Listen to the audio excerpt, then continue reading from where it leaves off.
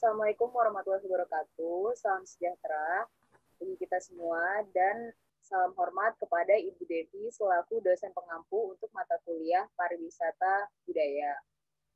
Kami dari kelompok 7 ingin mempresentasikan hasil diskusi kami mengenai visitor management, experience creation, dan visitor experience di Candi Prambanan. Sebelum melanjutkan, saya ingin memperkenalkan kelompok kami. Ada saya sendiri, Safara Salsabila, ada Putri Nadila, Amalia Safira, Aulia Nurunisa, dan Nur Salsabila.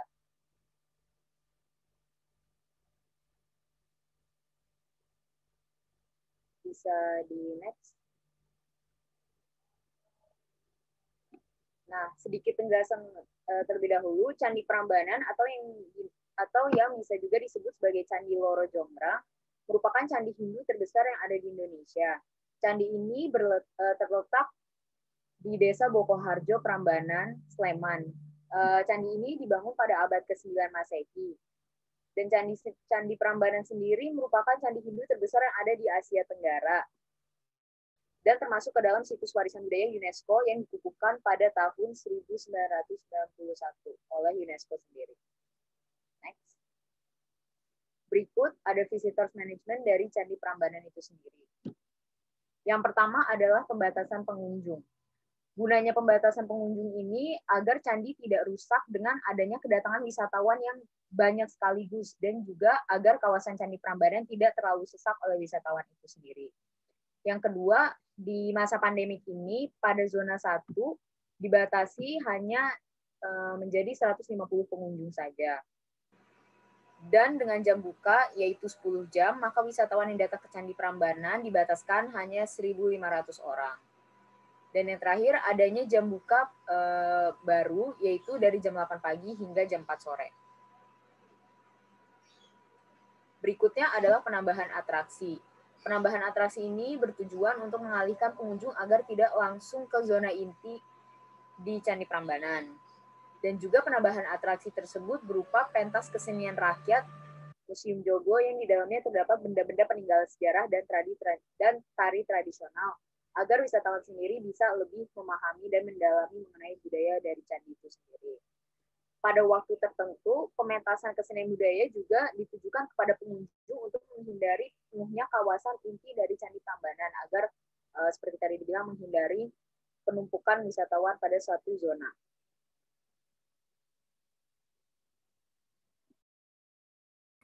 Kemudian yang ketiga, ada pembatasan waktu untuk rombongan.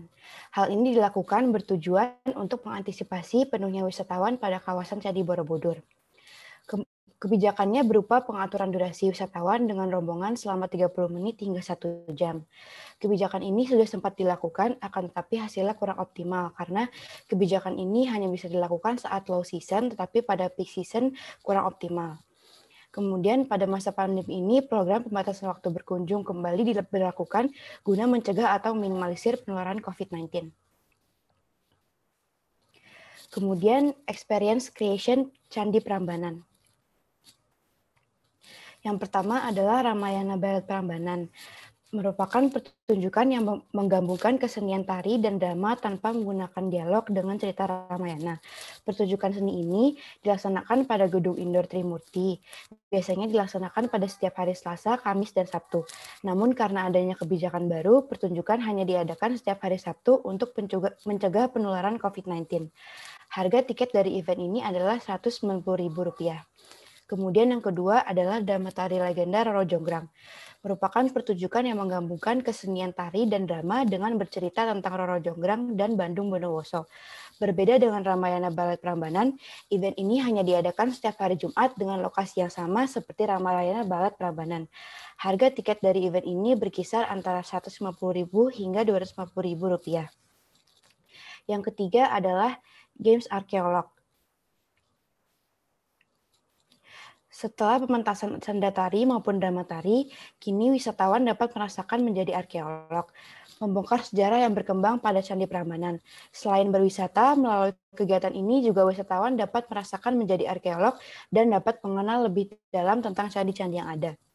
Untuk mengikuti games ini, kita perlu mengeluarkan uang sebesar Rp250.000 untuk tiket masuk, activity book, makanan, dan minuman.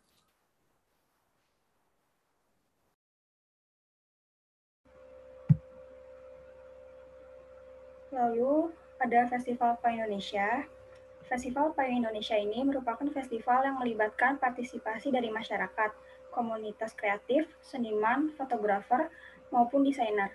Melalui festival ini, peserta diajak untuk melestarikan payung tradisi Indonesia dengan mengerahkan segala potensi ke kreativitasnya. Festival ini diadakan rutin sejak tahun 2014 hingga 2020. Namun, karena kondisi dan situasi pada masa pandemik ini, Festival Payung Indonesia 2020 digelar melalui virtual atau yang disebut dengan VFest, Virtual Festival yang disiarkan langsung dari Candi Prambanan. Lalu ada Prambanan Jazz Festival. Prambanan Jazz Festival merupakan perhelatan musik berskala internasional secara rutin setiap tahun yang digelar pada pelataran Candi Prambanan. Prambanan Jazz Festival merupakan salah satu perhelatan musik terbesar di Indonesia yang menggunakan konsep perpaduan antara musik dan warisan budaya yang di dalamnya juga mengundang artis maupun band baik dalam negeri maupun luar negeri. Prambanan Jazz Festival digelar sejak tahun 2015 hingga 2020 nanti pada bulan Juli yang digelar dengan konsep virtual.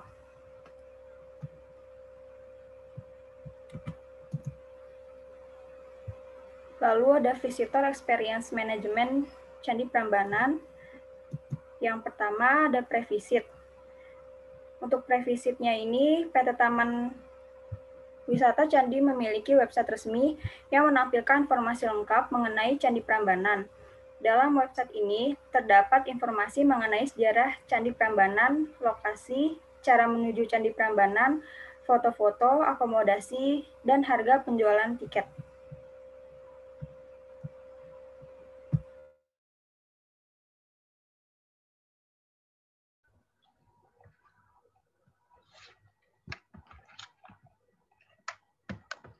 Visitors Experience Management pada Candi Prambanan yang selanjutnya adalah pembatasan pengunjung, waktu, dan alur pada saat during visit. Pembatasan pengunjung dilakukan dengan tujuan utama agar candi tidak rusak karena kedatangan wisatawan. Kebijakan berupa durasi wisatawan dengan rombongan selama 30 menit hingga 1 jam. Selanjutnya, untuk mengantisipasi penuhnya wisatawan pada kawasan inti candi, alur kunjungan wisatawan disusun secara terstruktur. Selanjutnya, next. Yang terakhir merupakan wadah untuk posting foto dan komplain pada saat post-visit. Setelah wisatawan mengunjungi Candi Prambanan, mereka pasti ingin membagikan pengalaman berkunjung kepada orang lain. Pengelola candi atau yang dikenal dengan PT Taman Wisata Candi menyediakan wadah bagi pengunjung berupa media sosial seperti Facebook, Instagram, Twitter, dan YouTube. Pengunjung dapat membagikan momen mereka berupa foto maupun video selama berada pada Candi Prambanan. Tidak hanya membagikan pengalaman yang berkesan, pengunjung juga dapat memberikan kritik dan saran yang membangun untuk dijadikan sebagai masukan yang dapat mengembangkan Candi Prambanan ke depannya. Next. Selanjutnya, ada rekomendasi perencanaan mengenai Visitors Management, Experience Creation, dan Visitor Experience pada Candi Prambanan. Yang pertama, rekomendasi perencanaan Visitors Management Candi Prambanan ada cukupnya waktu kunjungan yang diberikan kepada wisatawan untuk menikmati keindahan Candi Prambanan. Selanjutnya, kondisi jalan di sekitar lingkungan yang harus lebih ditingkatkan kembali. Kedua hal ini perlu dilakukan agar wisatawan mendapatkan kepuasan dengan nilai presentasi yang tinggi.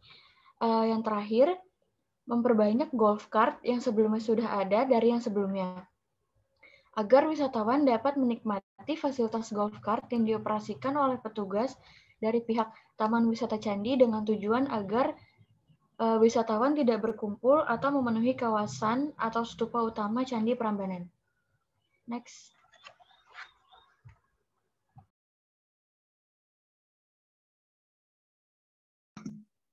Selanjutnya ada rekomendasi dari Experience Creation Candi Prambanan, yaitu dengan menyediakan papan interpretasi berupa QR Code di setiap bangunan atau benda yang tersebar pada Candi Prambanan. dengan akses langsung ke website Candi Prambanan. Hal ini bisa memudahkan wisatawan untuk mengetahui sejarah dari Candi Prambanan sendiri. Selanjutnya ada pembuatan event tentang kuliner Nusantara dengan mengedepankan konsep kearifan lokal seperti membiarkan wisatawan melihat demo atau cara membuat suatu makanan khas Indonesia seperti kuliner khas Yogyakarta yaitu gudeg atau candil. Selanjutnya untuk pada masa pandemi interaksi sangatlah menjadi terbatas. Sehingga website yang telah tersedia menambahkan fitur untuk mengingatkan wisatawan untuk menerapkan protokol kesehatan. Selanjutnya ada rekomendasi visitor experience management. Untuk pre-visit sendiri bisa menggunakan jasa endorse dari influencer untuk menarik wisatawan. Dari postingan yang dibagikan oleh influencer tentang Candi Prambanan bisa menambahkan kesan yang menarik untuk wisatawan datang berkunjung ke Candi Prambanan, sehingga terjadinya word of mouth. Selanjutnya untuk during visit, penyediaan fasilitas berupa pengabadian momen menggunakan kamera yang hasilnya dapat langsung dicetak seperti foto Polaroid. Untuk post visit, dari hasil foto Polaroid itu sendiri nanti akan dikirimkan melalui email sehingga wisatawan dapat membagikannya ke sosial media mereka masing-masing sehingga wisatawan lain bisa melihat dari kegiatan yang mereka lakukan selama di Candi Prambanan. Sekian presentasi dari kelompok kami, kurang lebihnya mohon maaf. Terima kasih. Wassalamualaikum warahmatullahi wabarakatuh.